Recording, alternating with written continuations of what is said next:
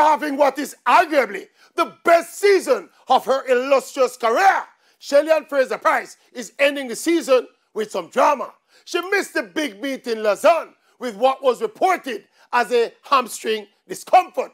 She was back in Brussels, clocking 10.74, losing her first 100-meter race for the season to compatriot Shericka Jackson. A couple days after, we heard that Shelly's season was done.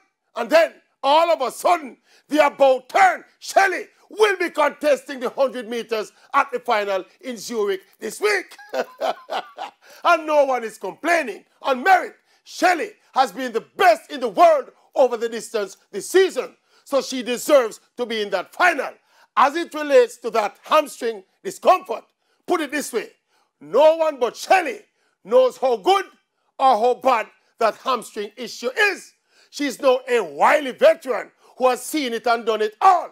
And we assume she would do the right thing for herself. Plus, you know, it said that no athlete at this level is ever 100% fit. There's always some level of niggle or the other. So all things considered, we're happy Shelly has recovered. She hold a steady Medi, and right now, Shelly ready. Yes, Shelly ready.